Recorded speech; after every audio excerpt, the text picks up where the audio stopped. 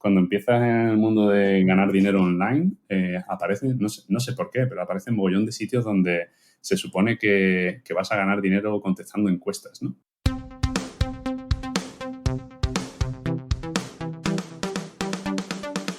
Bienvenidos a un nuevo episodio del podcast de Valio, un lugar donde hacemos nudismo financiero, que para los nuevos consiste en, básicamente, desnudar un poco los números de los invitados con el fin de aprender de su experiencia invirtiendo y gestionando su propio dinero. Yo soy Sergi Benet y hoy estamos con Inversor Millennial. Gracias por venir y bienvenido. ¿Qué pasa, Sergi? Gracias por invitarme. Un placer. Bien, para los que no te conozcan, descríbete quién es Inversor Millennial. Bueno, pues Inversor Millennial es mi seudónimo en Internet para cuando publico temas financieros y temas de inversión y ahorro. Pero bueno, detrás hay una persona, un ser humano, y no sé, te cuento un poco de mi carrera o mi vida hasta aquí. Sí, vamos por partes. A ver, primero de todo, Inversor Millennial hace mucha referencia a la edad y no sé si es algo que quieras compartir. A la edad, sí, soy de los viegenials, de los millennials viejos, porque tengo 36 ahora. Vale, 36. ¿Tienes hijos? Sí, tengo 2 y 1 en camino. Muy bien. Muy bien. ¿Tienes estudios? Sí, soy ingeniero informático. Vale. ¿Y a qué te dedicas actualmente? Pues ahora dirijo producto en una startup tecnológica. Vale. ¿Y desde hace cuánto estás haciendo esto? Yo empecé en el mundo de startup tecnológica hace ya 13 años y al principio empecé como desarrollador y luego hice esa transición hacia la parte de dirección de producto hace ya unos 7 años, 7, 8 años o así. Uh-huh. Vale. ¿Y antes de esto a qué te dedicabas? Pues empecé directamente de desarrollador. Después de estudiar la carrera, entré en el mundo de consultoría como desarrollador puro y ya ahí descubrí el mundo startup y de ahí no me moví. Muy bien. ¿Tu primera inversión cuándo fue? Pues justo con el primer sueldo. Yo llevaba un tiempo, tenía un familiar, mi padrino, que el pobre murió hace un par de semanas, que desde que yo tenía pues 16 años o así, empezó a enseñarme el mundo de la inversión. Él seleccionaba acciones, sobre todo del IBEX 35, y como que me empezó a enseñar un poco cómo funcionaba el tema de la bolsa. Y con esa edad yo empecé pues a jugar con carteras de prueba, ¿no? De estas que había antes en los brokers, creo que todavía está viéndola, pero siempre con dinero de mentira, ¿no? Y entonces cuando llegó el primer sueldo fue cuando hice mis primeras inversiones, ¿no? Y claro, el tema es que empecé a hacer inversiones en bolsa, IBEX 35, selección de acciones, y fue el 2008. Mal momento para un novato, ¿no? Entonces ahí me dio un buen bofetón en la boca con la crisis y ahí se hizo el anuncio del Brexit y hubo unos grandes meneos en bolsa que me dejaron fuera de juego durante un tiempo. Así que esos fueron mis comienzos en bolsa. Vale, ¿esto a qué edad? Pues 23, recién salido de la universidad. 23. Sé de lo que hablas porque yo tuve mi primera experiencia en el 2007 y yo viví el gancho de decir, vale, ahora nada más entrar me está yendo bien, o sea, está subiendo, donde invertí empezó subiendo, pero luego se pegó un patacazo que fue bastante duro y de hecho salí del mundo de la inversión durante varios años, así que sé de lo que hablas. Vale, muy bien. ¿Y en qué fue tu primera inversión? ¿Qué acciones compraste? Si te acuerdas. Pues no recuerdo exactamente. Yo creo que cayeron Iberdrola, Santander, Telefónica, un poco las clásicas, ¿no? De España, ¿no? Sí. Y claro, hice una selección ahí de 4 o 5 que eran las ganadoras hasta que dejaron de ser. Vale. Sí. Vale, ¿y compartes tus números con tu pareja, con amigos, con familia? Con mi pareja sí, es decir, con mi mujer tenemos ahí un Excel compartido donde ella sabe todas las operaciones que hacemos, los ahorros, el dinero que tenemos en metálico para compras, etcétera, y las plataformas donde tenemos el dinero invertido. Pero no más allá. Con amigos y el resto de familia comentamos cosas, pero no tienen acceso digamos, a los detalles. Uh-huh. ¿Y alguna vez has encontrado rechazo a la hora de hablar de dinero o de inversión? Sí, muchas veces. Es un tema un poco tabú y tampoco es que yo vaya dando la matraca a todo el que se me acerca sobre inversión, ¿no? El tema del dinero, yo más que la inversión, algo que sí que suelo sacar en conversaciones y tal es el tema del ahorro, ¿no? Que la gente guarde un poco para el futuro, que sea prudente, que conserve, ¿no? Y sí que hay un poco de rechazo con los mantras de que no quieren ser el más rico del cementerio, que Tacaño, rata. claro, es lo típico, ¿no? Sí. Me lo tengo que gastar hoy porque mañana vamos a morir y tal, ¿no? Entonces sí que hay un poco de rechazo a esa parte cuando se ha comentado algo, ¿no? Pero bueno, no tengo intención de convertir a nadie, cada uno que haga lo que quiera, ¿no? Claro que sí. Oye, entiendo que tu principal fuente de ingresos es tu sueldo de la startup tecnológica. Justo. Sí. ¿Y de cuánto estamos hablando? ¿Un aproximado? ¿Nos podrías decir? Pues es un sueldo de directivo de startup o de manager, que le llaman, y es un sueldo altito, en tramo alto de renta. No voy a decir el número exacto, pero me siento afortunado de haber ido dando saltos a lo largo de mi carrera y ahora sí que es un sueldo potente que me permite tener un margen de ahorro mensual fuerte para construir mi cartera. Uh-huh. ¿Estamos hablando de más de 50.000 al año? Sí. Muy bien. ¿Más de 70.000? Ya estamos ajustando mucho, ¿eh? Yo... ¿Lo dejamos en más de 50.000 o apuramos un poco más? Más de 50 y menos de 10 millones. Vale, perfecto. Muy bien. ¿Y cómo ha ido evolucionando en esta misma empresa cuando entraste, en cuánto estabas? Pues es que en esta empresa llevo poco, porque salté durante la pandemia, ¿vale? Pero sí que a lo largo de la carrera he ido haciendo... Yo empecé de desarrollador ganando 1.000 o 1.100 o así. Yo soy sevillano, entonces yo empecé en Sevilla, allí los sueldos también son más bajos, y luego emigré a Madrid. Y entonces siempre he ido subiendo de sueldo dentro de la misma empresa y luego saltando entre puestos y entre startups, siempre con un margen de incremento, obvio, ¿no? Entonces, en esta empresa sí que negocié un salto salarial, pero ha llegado a un punto donde lo que más me interesa es la parte variable del sueldo, ¿no? Llega un punto que si tienes cierta posición un poco estratégica en una empresa, llega un punto donde interesa más tener un porcentaje de la empresa o una parte de tu sueldo asociada a objetivos, de manera que si tú tomas malas decisiones, pues te penalice, ¿no? Pero si tomas buenas decisiones que llevan al éxito de la empresa, pues que seas parte de ese éxito, ¿no? Entonces, eso es un poco donde he puesto más el foco, ¿no? En hacer que mi sueldo no tenga techo, sino que cuanto mejor lo hago, mejor le va a mi empresa y mejor me va a mí, ¿no? Vale, porque tienes participaciones de esta empresa. Bueno, lo importante, tengo participaciones, pero son stock options, ¿no?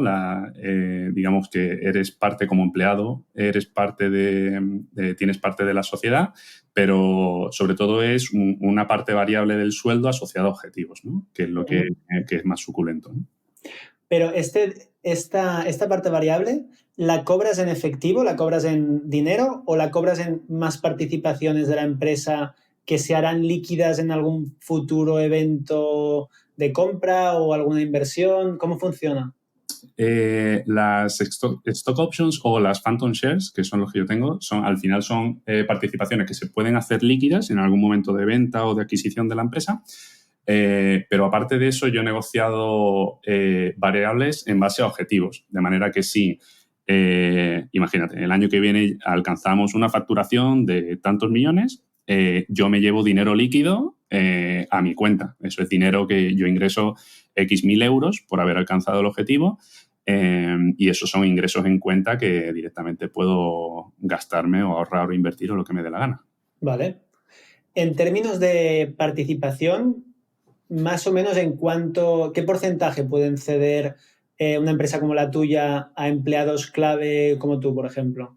Pues he visto a distintas startups dar distintos porcentajes. Eso es muy variable y según el tamaño de la startup. Cuanto más pequeña, mayor es el porcentaje y ahí depende, puede ser un 5, incluso un 10%, depende del tamaño de la empresa. Y en empresas un poquito mayores, pues siempre va a ser 0, lo que sea, ¿no? Siempre son porcentajes minoritarios para los empleados. Pero es algo muy, muy particular de cada empresa y que se negocia de uno a uno. Muy bien. Fuentes de ingresos, esta es tu principal fuente de ingreso, tu sueldo en la startup tecnológica. Y luego algo que se repite mucho en las preguntas que te han hecho por el foro y también por Twitter. Sabemos que tienes más fuentes de ingresos y todo el mundo te pregunta cuáles son. Entonces, no sé si podrías compartir un poco qué fuentes de ingresos tienes. Sí, eso es algo que es algo que interesa mucho, ¿no? Yo ahí en su momento lo compartí el otro día por Twitter, ¿no? Cuando empecé a interesarme en el mundo de las finanzas y tal, vi que la gente que realmente mueve patrimonio suele tener muchas fuentes de ingreso para no depender de una sola, ¿no? Siempre hay una principal, ¿no? La mayoría de gente con mucha pasta pues tiene un trabajo que genera muchos ingresos o tiene un negocio principal, pero luego utilizan el dinero conseguido con esa fuente principal para construir otras fuentes que vayan diversificando y que acabes no dependiendo de esa única fuente, ¿no? Entonces ahí yo empecé a investigar un poco cómo hacerlo y la gente se cree que esto es ingresos pasivos, ¿no? Y este es el truco para generar 10.000 pavos al mes sin hacer nada, ¿no? Pero nada más lejos de la realidad, ¿no? En mi caso no es nada sexy, no es nada para hacer un titular, porque son ingresos que al final es trabajo. Es decir, yo por el trabajo que hago, la dirección de producto al final es un trabajo que está a medio camino entre tecnología, negocio, marketing y ventas, ¿no? Entonces, como que tocas muchos palos y haces muchos contactos, ¿no? Entonces, a partir de ahí es muy sencillo hacer trabajo de freelance, haciendo consultoría o asesoría a emprendedores, a startups y también en el mundo del marketing digital, ¿no? Entonces, a mí me gusta mucho escribir, por eso empecé en Inversor Millennial, ¿no? Entonces, hay muchas empresas pues, que necesitan una mano en creación de contenidos, en su presencia web, en redes sociales, ¿no? Entonces, hago tareas como freelance, haciendo contenido, haciendo presencia en redes sociales para otras empresas. Y entonces entonces el sueldo, una, freelance como marketing digital de contenidos, otra, consultoría, asesoría de startups y emprendedores, otra. Y luego así, eso, bueno, ahí era ingresos no pasivos en absoluto. Eso es cambio trabajo por dinero, ¿no? Y en la parte de ingresos pasivos está mi cartera de crowdlending, que es así que genera ingresos. Algún purista diría que no son pasivos porque tienes que estar pendiente de configurarlas y de asegurarse de que no haya retrasos, impagos, mantenimiento de la cartera, pero bueno, es algo que le dedico a lo mejor, yo qué sé, un par de horas al mes y poco más y está generando ingresos constantes. Y luego tengo un par de proyectos digitales, el blog de Inversor Millennial, que tampoco es pasivo porque hay que escribir, hay que moverlo, hay que mantenerlo actualizado.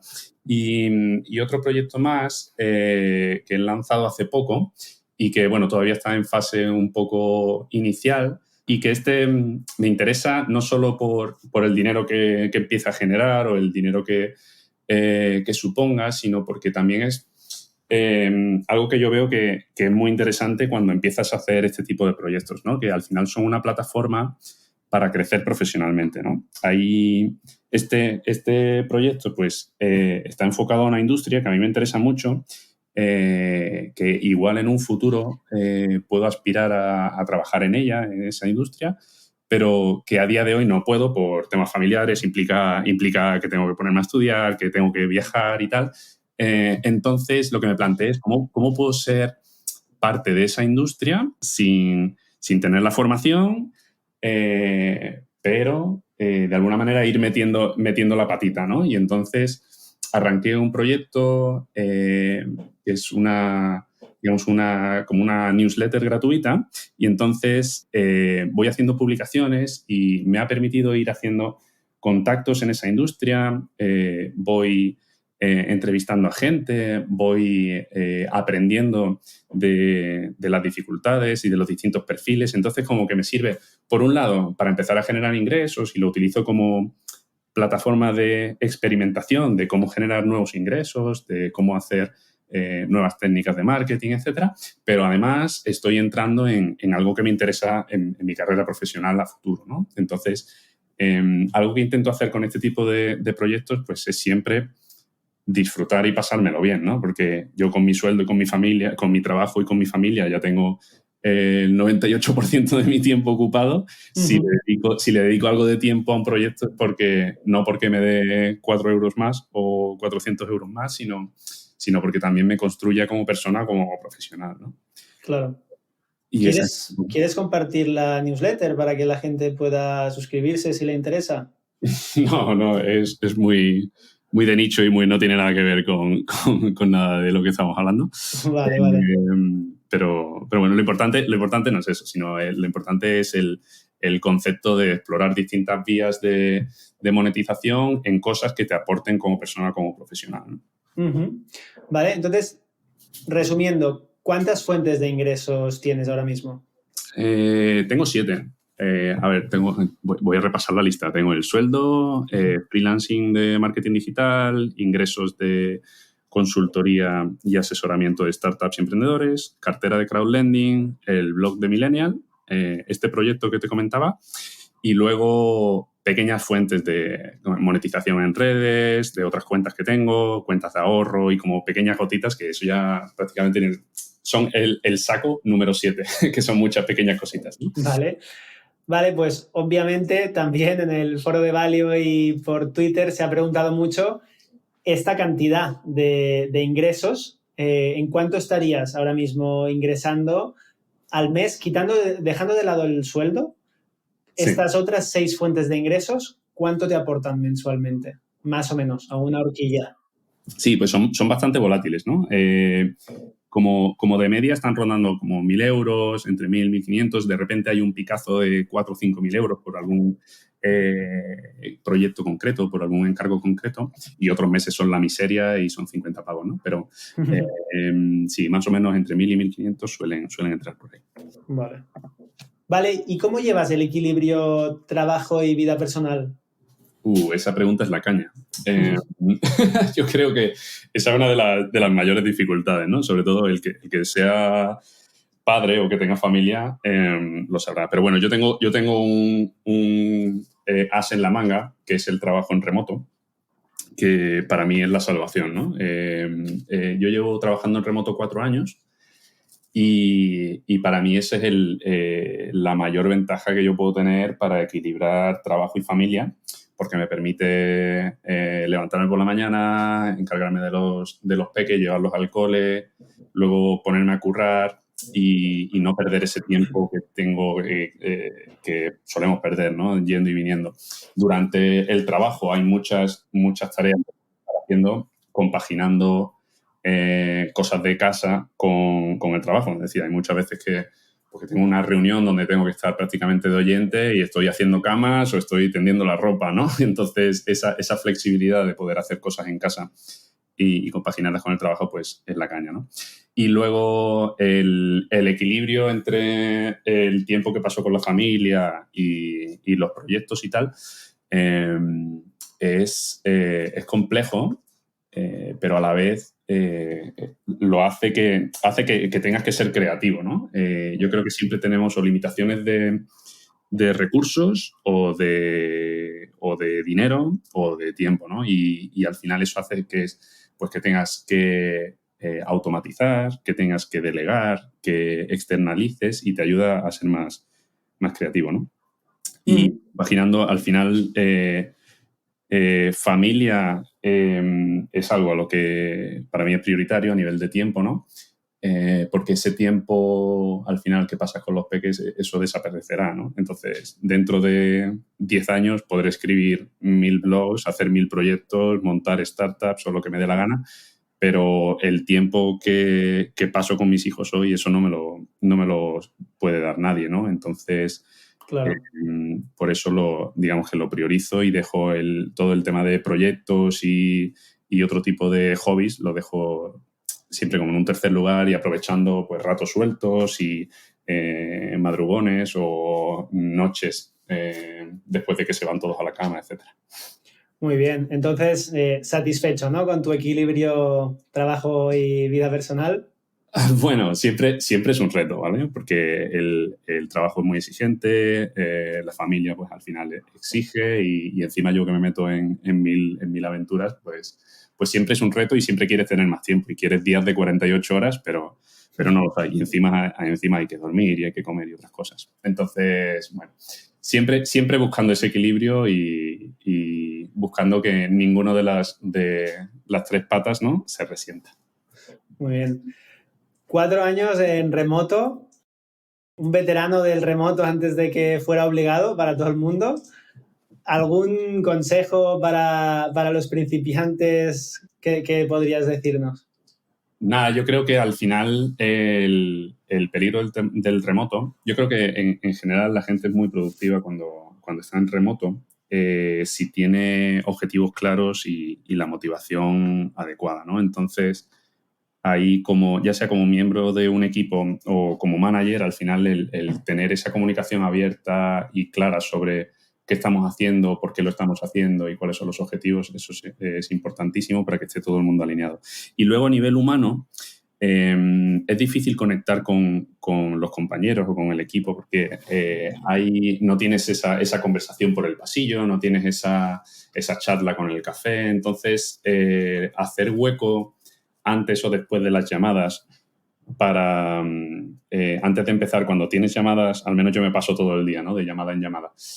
Antes de empezar el tema de la reunión, el hacer una pausa y sonreír y preguntar qué tal ha ido el día o qué es lo mejor que te ha pasado esta semana o cuéntame cómo estás, ¿no? Esa pequeña pausa para preguntarle a la otra persona cómo está, ¿no?, ese miembro del equipo, pues para saber un poco algo de su vida personal y entablar esa relación un poco más humana. Yo creo que eso es clave y si no se hace, y yo peco de no haberlo hecho en algún momento del pasado, pues al final la otra persona pues se convierte en una dirección de correo que le mandas trabajo y se acabó en lugar de una persona, ¿no? Entonces eso hay que cuidarlo. Qué bueno, pues me encanta el consejo. Yo la verdad es que reconozco que quizás solo hago esto cuando realmente detecto algo raro que dices, aquí hay algún problemilla, entonces sí que preguntas, oye, ¿cómo estás? ¿Está todo bien? ¿Puedo ayudarte en algo? Pero sí que es verdad que, como dices, se pierde un poco este contacto humano y acaba siendo un mail o un número de teléfono y ya está. Y me parece súper buena idea simplemente quedar un poco antes, 5 minutos antes para hablar o al acabar decir, oye, quédate un momentito, hablamos, tal. O sea que me gusta mucho. Buen consejo. Vale, pues pasamos a los gastos. ¿Sabes más o menos en cuánto estás anualmente?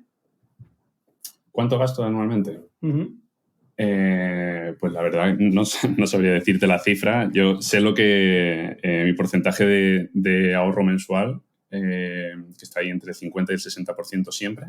Vale. Y la verdad es que al principio sí que llevaba un control más exhaustivo de a dónde se iba cada euro. Pero acabé un poco viendo que se convertía en algo más o menos constante, es decir, no tengo grandes fluctuaciones entre meses, y dejé de prestarle atención a dónde iba cada partida. Básicamente lo optimicé en su momento y ahí ya mantengo el piloto automático. Uh-huh. Vale, y de este ahorro que es espectacular, ¿más o menos cuánto va a inversión? Diría que 4 partes van a inversión y una parte va a ahorro para gasto futuro, para vacaciones o para una reforma que tengo por ahí pendiente, un coche que tengo que comprar, etcétera. Vale. ¿Y en qué no te importa para nada gastar dinero?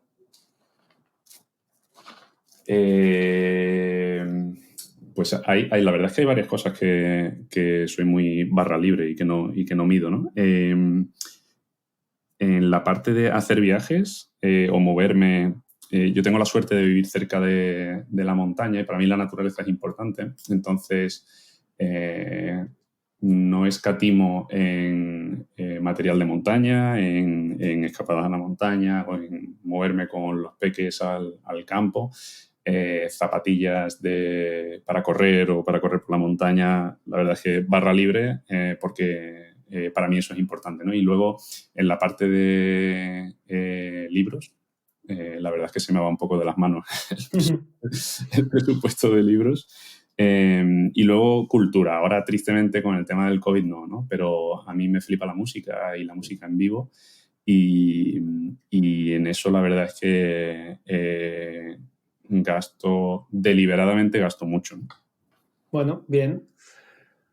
Vale, pues volviendo al tema de las inversiones, ¿cuál es la más rentable que has hecho desde que empezaste a invertir?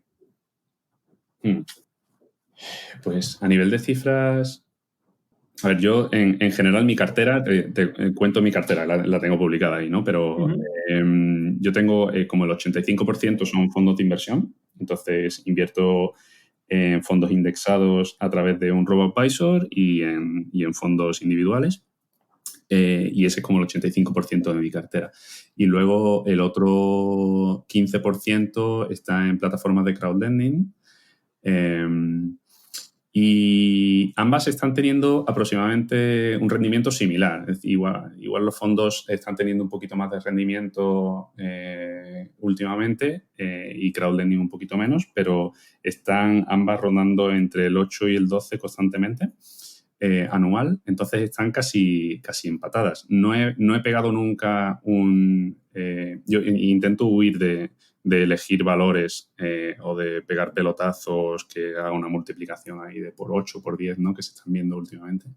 Entonces no tengo inversiones donde haya pegado ese tipo de pelotazos. Soy más de la inversión constante y serena que de ese tipo de inversiones. Vale. ¿No inviertes en acciones o inmobiliario, cripto, startups? ¿Tú que estás en el mundo de las startups tampoco? Pues no, en las startups ya bastante exposición tengo con mi trabajo y con ser parte de mi startup. Entonces no invierto en startups. Cripto, he empezado a mover algo, bueno, de momento es una participación ridícula, este mes. Y inmobiliario, lo único que tengo es a través de plataformas de crowdlending inmobiliario. Pero no tengo bienes inmobiliarios más allá de mi casa. Vale, se lo incluyes dentro de tu partida crowdlending, ¿no? Sí. Vale. Vale, ¿y tu patrimonio actual, patrimonio neto, quitando deudas, más o menos nos podrías compartir en torno a cuánto está? ¿O una horquilla?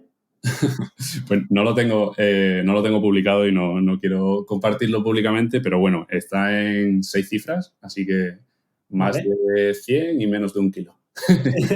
Muy bien, muy abierto, muy abierto. Vale, ¿y algún pasivo tienes actualmente? Sí, el hipotecón madrileño de mi casa. súper pasivo. Sí, la hipoteca es una hipoteca a 30 años. La pillé a tipo fijo y me quedan como 28 años por delante, así que toda la vida. Entonces, ¿este activo lo cuentas dentro de tu repartición de activos, de tu patrimonio? ¿Cuentas la casa o el piso donde vives? Pues llevo las dos cuentas, la verdad. En una tengo, lo que pasa es que el precio de la vivienda pues fluctúa y lo mido a través de una aplicación que hace estimación de precio. Pero claro, como no pretendo vender, esa fluctuación tampoco me afecta mucho. Entonces llevo la cuenta de mi cartera de inversión, digamos, y por otro lado de ese precio de la vivienda y le voy restando esa hipoteca cuando voy amortizando mes a mes. Vale. Y a nivel de patrimonio neto, ¿tienes alguna cifra objetivo a la que te gustaría llevar o que te has marcado? La famosa cifra de la libertad financiera, ¿no? Ajá, sí. Pues ahí tengo como varias etapas, ¿no? Yo, en ese sentido, no creo en la existencia de una cifra a la que llegues y ya aparece el arco iris, ¿no? Sino que busco como distintas etapas o distintas fases que me den tranquilidad financiera, ¿no? Entonces, esa primera etapa que es ingreso más de lo que gasto, luego me hago mi colchón de emergencias y eso me da tranquilidad, luego empiezo a crear una cartera y eso me da tranquilidad porque puedo sobrevivir X años si perdiera mi trabajo, ¿no? Y hay el tema, cuando hablas de libertad financiera en familia, pues se complica porque no se complica, no, que no hablas por ti solo, ¿no? Yo tengo una mujer que también tiene un trabajo y entonces, claro, es libertad financiera cuando yo llegue a cubrir mi mitad de los gastos, por ejemplo, y suponemos que ella sigue currando el resto de su carrera o que ella da el salto y yo sigo currando o que nos cubra los dos, ¿no? Entonces, en este momento estoy creciendo mi cartera hasta que cubra mis pasivos, es decir, que sean más pasta que mi hipoteca. Y esa es la fase donde estoy ahora. La siguiente fase sería que cubriera uno de los dos sueldos o uno de los dos gastos y eso sería aproximadamente medio kilo. Vale. El siguiente objetivo sería 750 y casa pagada. En ese momento sería una buena situación donde estar. Y desde ahí hasta el millón y cuarto sería el momento en el que ya estaría todos los gastos cubiertos y si encima la casa está pagada, ¿no? Pues de sobra. Ahí estaría tu libertad financiera, ¿no? 1,5 millones. Sí, teniendo en cuenta eso, de que cubriríamos los dos sueldos y ahí sí podríamos dar el salto si quisiéramos. Pero ya te digo, no es una obsesión ni un objetivo que yo tenga escrito en mi pared y que lo vea todos los días, sino que ahí teniendo en cuenta sobre todo que la vida es súper volátil, ¿no? Que no tenemos ni idea de dónde voy a estar dentro de 5 años, de si voy a tener si mi mujer se va a coger una excedencia por cuidado de hijos, por ejemplo, que altere la capacidad de ahorro, o si yo voy a pegar un pelotazo y voy a doblar mi sueldo.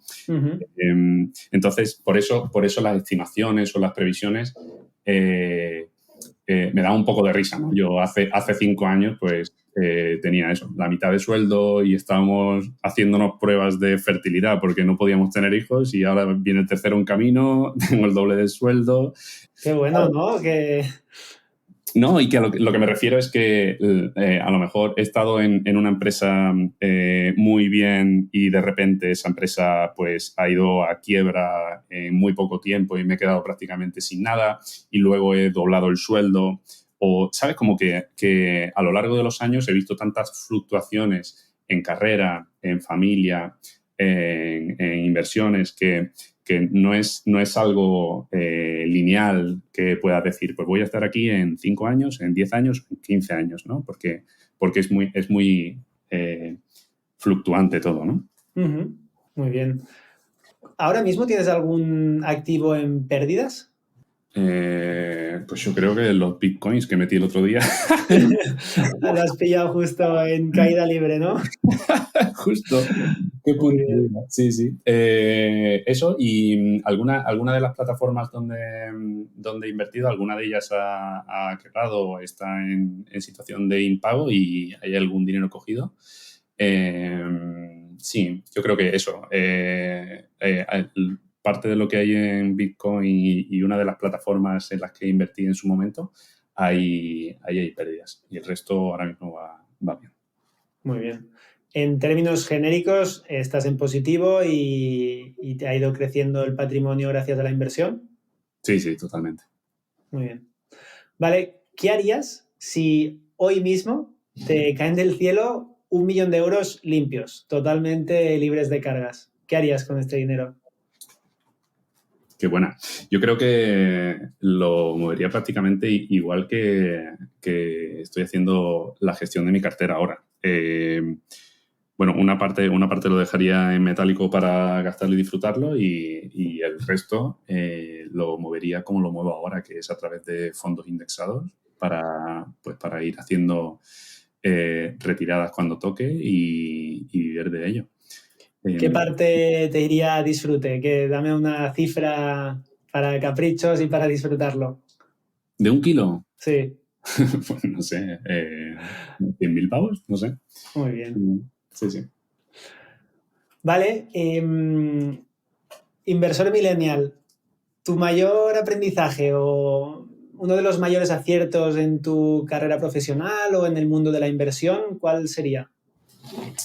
Para mí, en el mundo de la inversión, para mí la clave ha sido automatizar todo para perder el menor tiempo o tener la menor dedicación en el mundo de la inversión y precisamente poderme dedicar a ganar dinero, ¿no? Que eso parece un poco contraintuitivo, pero el hacer preahorro y aportaciones automáticas a tu estrategia de inversión, por un lado, me ha permitido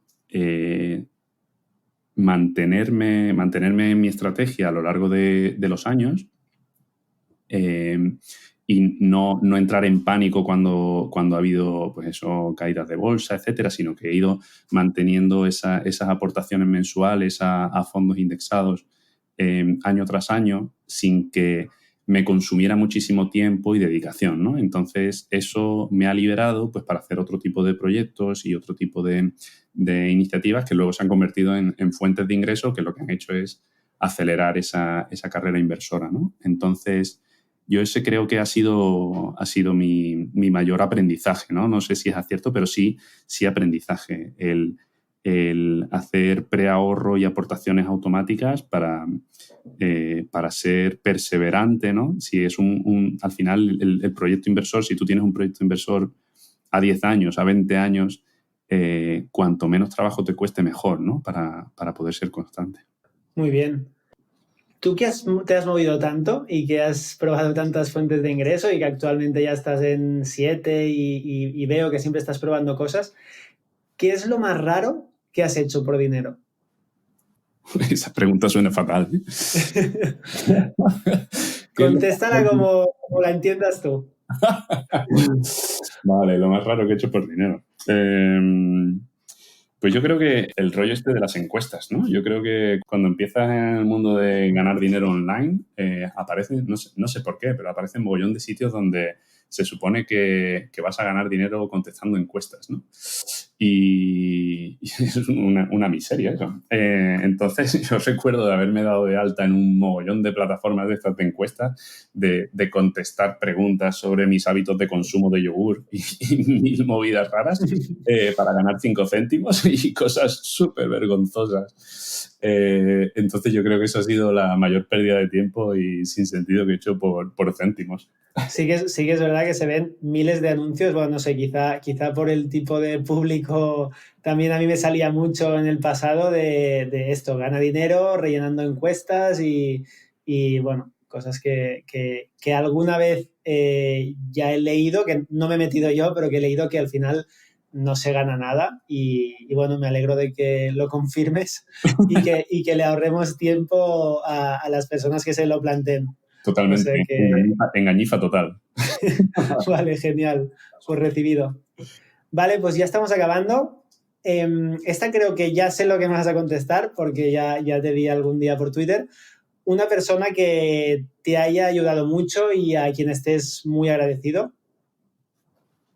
Pues yo creo que este padrino que te comentaba, ¿no? Que murió hace poco, pues él, ya te digo, me enseñó mogollón de cosas. Él me enseñó a programar cuando era, todavía eso, tenía como 14 o 15 años. Él me metió el gusanillo del emprendimiento, de la tecnología, me enseñó a invertir.